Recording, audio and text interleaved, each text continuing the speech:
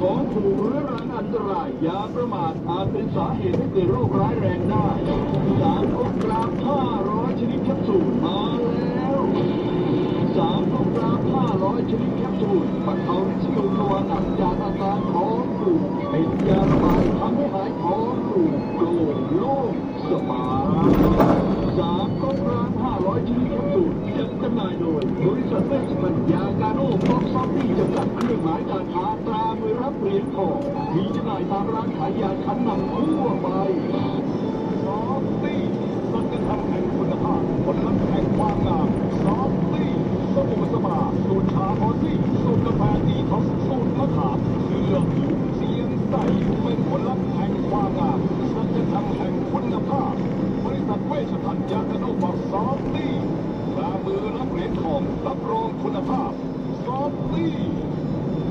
ยาฟลอร่าเป็นยาฟอกเลือดสตรีชนิดแคปซูลสำหรับยาแผนโบราณที่อยู่คู่คนไทยด้วยคุณภาพมาอย่างยาวนานยาฟลอร่าเป็นยาฟอกเลือดสำหรับสตรีประจำเดือนไม่ปกติประกอบด้วยฝาว่านสากเหล็กและหมอนทองกดมดพริกอ่อนและตัวยาอื่นๆยาฟลอร่ารับประทานง่ายครั้งละ2-3แคปซูลวันละ2 ครั้งหลังอาหารเช้าเย็นยาฟลอร่าชนิดแคปซูลสำหรับสตรีประจำเดือนไม่ปกติเป็นยาฟอกเลือดช่วยกำลังความดันในสตรีหลังคลอดมีจำหน่ายตามร้านขายยาทั่วไปจากห้างขายยาเทพประธานพรจำกัดยาน้ำทำหลุดตราบีแก๊สเมื่อมีการจุกเสียงเกิดนึกถึงยาทำหลุดในกระเพาะตราบีแก๊สเป็นยาแผนโบราณชนิดน้ำบีแก๊สมีส่วนผสมของเปล้าน้อยขมิ้นชันสมุนไพรตราหนึ่งลูกกระวานและตัวยาอื่นๆยาขับลมในกระเพาะตราบีแก๊สยาจากสมุนไพรไทยอีกหนึ่งทางเลือกของคนไทยยาน้ำขับลมตราบีแก๊สอ่านคำเตือนในฉลากก่อนใช้ยาฟอร่าคอล่าผลิตภัณฑ์เสริมอาหารฟอร่าคอล่าประกอบด้วยคอลลาเจนอะเชโรล่าเชลลิสารสกัดจากโปรตีนสารสกัดจากทับทิมรับไบโอฮอร์โมนลอยสารสกัดจากมะเขือเทศไดอะซิลอะมันและโซอิซาฟิน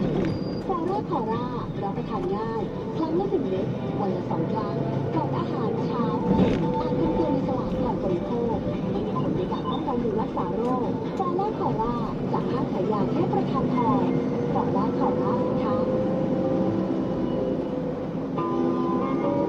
เล่นกันนักมันคืออะไรอะเล่นกันนักว่ารักกันแน่นไงครับพี่ตั๊กโอ้รักกันแน่นแน่แน่นเหมือนนี่เหมือนหนุ่มกับฟันรักกันแน่นนี่ใช่สยามสีฟันคุณไทยปลาหมอจุฬาวันนี้ยิ่งมั่นใจอัพโชคไปแต่รสชาติแน่นเหมือนเดิมด้วยคุณไทย5 ชนิดให้รักกันแน่นดีแบบนี้เล่นกันนักรักกันแน่นยาสีฟันคุณไทยปลาหมอจุฬาโฉมใหม่แต่ตัวนี้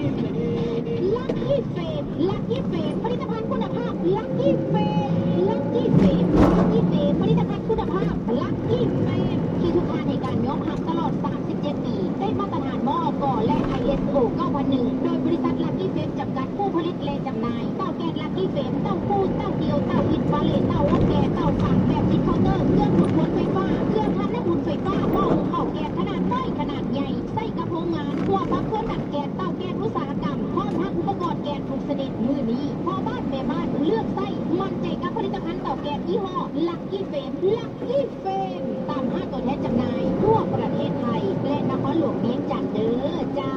ลัคกี้เฟมจุดประกายความสุขทุกครัวเรือนตัวเองโทรไปทำไมไม่รับแล้วเนี่ยคุยอะไรกับใครทำไมไม่ตอบทำไมเงียบไอแบตเตอรี่เสมหะต้องโซแมกที่มีตัวยาคาร์บอนซิสเตอีนช่วยบรรเทาอาการไอและลายเสมหะโซแมกมีทั้งโซแมกแคปซูลและโซแมกฟอร์ชนิดน้ำและนี่โซแมกคิดสำหรับเด็กอันฉลาดก่อนใช้ยานี่แหละรถของเรายูฟูออนิวโตโยต้าเอทีหรูหราปราดปรีด้วยเส้นสายแห่งฟาสต์แบ็กดีไซน์เดี๋ยววีโก้เพิ่มความมีระดับกับแอมเบียนไลท์64 เฉดสีพร้อมหน้าจอสัมผัส9 นิ้วสะดวกสบายยิ่งกว่าด้วยระบบเบรกมือไฟฟ้าและ Adaptive Cruise Control แบบ All Speed มั่นใจกับโลกรอบคัน All New Toyota Aetios นี่แหละรถของเราสัมผัสและการขยับรีโนใหม่ได้แล้ววันนี้ที่โชว์รูมโตโยต้าหนองคาย0 โ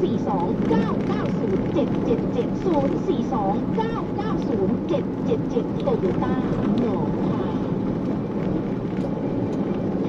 เปิดบริการแล้ว เปิดบริการแล้ว โรงงานคอนกรีตผสมเศรษฐี PI โรงงานคอนกรีตผสมเสร็จ PPI ที่ได้มาตรฐานควบคุมด้วยระบบคอมพิวเตอร์ที่ทันสมัยที่สุดเจ้าเดียวในจังหวัดหนองคายถูกหลักวิศวกรรมของงานก่อสร้าง โดยสีเชียงใหม่คอนกรีตสังคมคอนกรีตโพตากคอนกรีตเรามีทีมงานรถโม่พร้อมส่งถึงสถานที่ก่อสร้างของท่านโรงงานคอนกรีตผสมเสร็จ PPI โดยสีเชียงใหม่คอนกรีตตั้งอยู่ตรงข้ามตึกสมหวังพาณิชย์ติดถนนใหญ่เขตเทศบาลตำบลสีเชียงใหม่ไปมาหาง่ายต้องการติดต่อคอนกรีตผสมเสร็จ PPI ส่งได้ทันใจโทรศัพท์ 042-452-343 088-548-8686 088-548-8787 ราคา1อย่างไม่ต้องคอนกรีตผสมเสร็จ PPI ของสีเชียงใหม่คอนกรีตอำเภอสีเชียงใหม่จังหวัดหนองคาย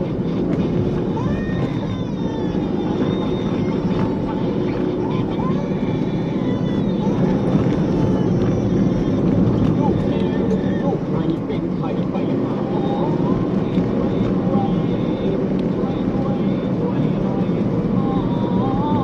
ไปคลินิกนายแพทย์ยาพิกรหรือว่าหมอดอนใจดีตั้งอยู่ตรงข้ามตลาดสดสีเชียงใหม่ไปมาหางายตรวจรักษาโรคทั่วไปเด็กผู้ใหญ่ผู้สูงอายุความดันเบาหวานตรวจน้ำตาลในเลือดโรคทางเดินอาหารทางเดินหายใจปวดกล้ามเนื้อคอกระดูกเสื่อมมีวิตามินบำรุงผิวบำรุงร่างกายบริการส่งตรวจเอ็กซเรย์คอมพิวเตอร์ตรวจคลื่นลิควิดว่าไปคลินิกนายแพทย์ยามิกรอยู่ตรงข้ามนาตลาดสีเชียงใหม่ตรวจดีมีมาตรฐานบริการเหมือนญาติพี่น้องเปิดบริการสู้มือต้องไปหาหมอดอดใจดีสอบถามได้ 08487603563999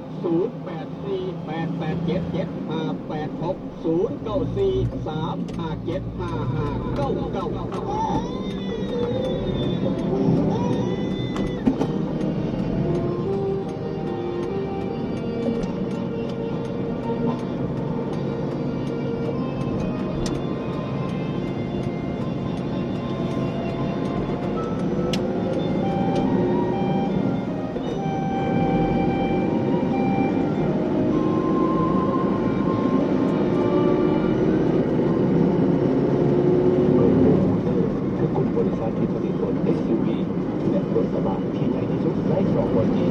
แบรนด์อยู่ในกลุ่มเดียวกันหลายกว่า50ออกซึ่งกลุ่มรถ SUV มียอดขายอันดับหนึ่งติดต่อกันถึง12ปีซ้อนและของกลุ่มรถกระบะมียอดขายและยอดส่งออกอันดับหนึ่งถึง13ปีซ้อนและของส่วนแบ่งการตลาดภายในถึง50%เด่นสุดฮาวาล H6 เป็นรถ SUV ที่มียอดขายของอันดับหนึ่งมาตลอดถึง9ปีซ้อนใน2วันนี้ส่วนทางมาพิสูจน์ถึงคุณภาพทดลองขับถึงสมรรถนะและออกซึ่งความปลอดภัยที่ทันสมัยสุดที่ไทยมาอย่างคุ้มค่าได้ที่โชว์รูมบริษัทอุลโตเอเชียตั้งเยอรมันไปเบียดไอคลิกและเปลี่ยนคนทันโทร021225588มั่นแฟนด้วยแหวนแม่เขาเป็นคำเท่ๆ100%มีใบทำประกันจากห้างกล่องแพงคำผิวนครหลวงเวียงจันทร์เป็นแล้วคันได้คำจากห้างไข่คำกล่องแพงคำผิวโบวาใส่ข้อคำใส่แขนแหวนตุ้มหูโบประพันธ์ถูกสนิทลวดลายงาม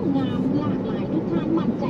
100%อยู่ตลาดเศร้าโมสองสั้นสองห้อง36หน้าหลีห้างไข่คำกล่องแพงคำผิวห้างไข่คำกล่องแพงคำผิวยังหับซื้อขายแลกเปลี่ยนคำได้ราคาสูงชื่อใจนอกจากนั้นยังหักออกแบบคำตีคำตามแบบตามสั่งที่ลูกค้าต้องการห้างขายคำกล่องแพงคำผิวมีเครื่องตรวจเซ็กคำที่มาตรฐานคำทุกเส้นจึงผ่านการตรวจสอบลูกค้ามั่นใจ อยากได้คำแลกเปลี่ยนคำไปห้างกล่องแพงคำผิวแล้วจะมองผิดหวังอยู่ตลาดเศร้าโมสองสั้นสองห้อง36หน้าลิฟต์เห็นง่ายสอบถามปรึกษาได้021-214-6555-5090-12พอกล่องแพงแม่คำผิวคำโฮคุณภาพคำทุกเส้นเจ้า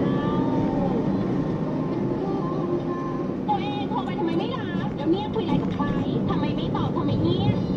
ไอแปดที่เสมหะอ๋อโซแมปที่มีตัวยาคาร์โบซิสเตอีนช่วยบรรเทาอาการไอและลายเสมหะโซแมปมีทั้งโซแมปแคปซูลและโซแมปปอดชนิดน้ำและนี่ ฉลาดก่อนใช้ยา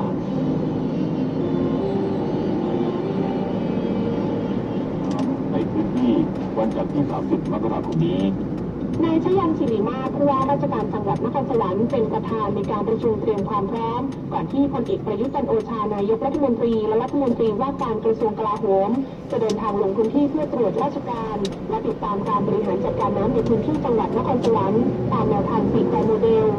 โดยบรรยากาศในวันนี้มีรองผู้ว่าราชการจังหวัดหัวหน้าส่วนราชการภาครัฐและเอกชนรวมถึงหน่วยงานที่เกี่ยวข้องเข้าร่วมประชุมที่ศาลากลางจังหวัดนครสวรรค์โดยในวันจันทร์ที่ 30 มกราคมนี้นายกรัฐมนตรียังมีกำหนดที่จะพบปะประชาชนที่ได้รับประโยชน์จากการบริหารจัดการน้ำในพื้นที่และตรวจราชการจำนวน4 พื้นที่คือที่สันสายกล่าวเป็นประเทศแปลงนาปลอดภัยหมู่ที่ 4 ตำบลบ้านมะเกลือจังหวัดนครสวรรค์วัดดงแม่นางเมืองหมู่ที่ 10 ตำบลตาสังอำเภอบรรพตพิสัยจังหวัดนครสวรรค์และโรงพยาบาลบรรพตพิสัยจังหวัดนครสวรรค์ก่อนที่นายกรัฐมนตรีจะเดินทางต่อไปยังจังหวัดพิจิตรในช่วงบ่ายเพชรไทยเกิดโชติ สวท นครสวรรค์สำนักประชาสัมพันธ์เขต 4 รายงาน ใครต้องการเงินด่วนฟังทันทีสีสวัสดิ์เงินสดทันใจครบทุกบริการให้เงินกู้นับจากสินเชื่อจำนำและทะเบียนรถทุกประเภทรับรีไฟแนนซ์รถยนต์ทุกชนิดรับจำนองบ้านคอนโดที่ดินใหม่รับจัดสินเชื่อนาโนเพื่อการประกอบอาชีพสีสวัสดิ์เงินสดทันใจดอกที่ต่ำยัดไฟไทยเช็คเครดิตโลครบทุกบริการให้เงินกู้ ของคุณพี่ชัย061 413 5655 ย้ำ061 413 5655